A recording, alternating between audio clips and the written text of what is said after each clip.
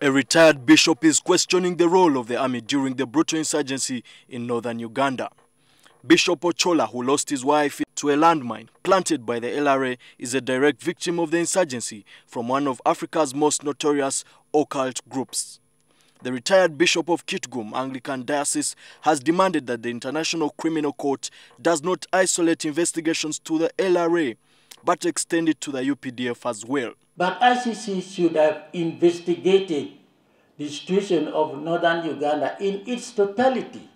That means that LRA, UPDF, even wrong elements within the community who have committed crimes against humanity must be brought to book.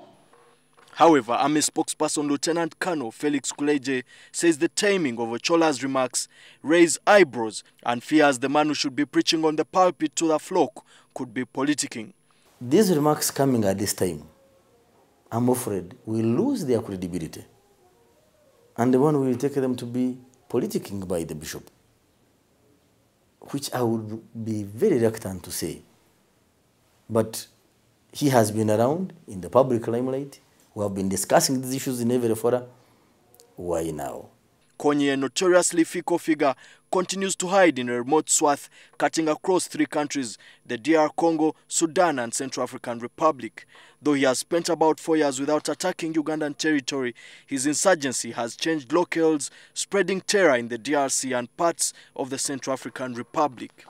But Ochola, who was speaking at a Justice and Reconciliation conference here in Kampala, argues that afflicted wounds can only heal if the truth is revealed.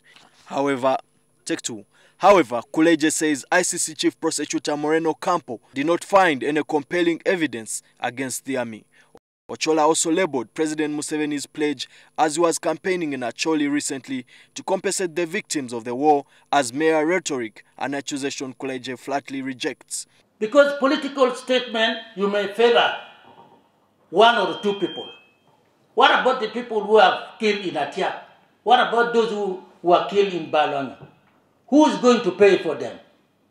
Reparation must have a policy. Restocking must have a policy. That is not fair to the president.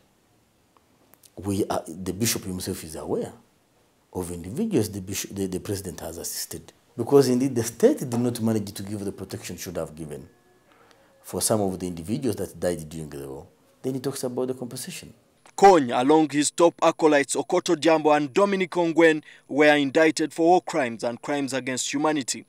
The LRA leader executed his deputy Vincent Oti, while Rascal Ukuya was killed by the UPDF. The 2 were also indicted by the ICC. Emam Taizibwa, NTV Tonight.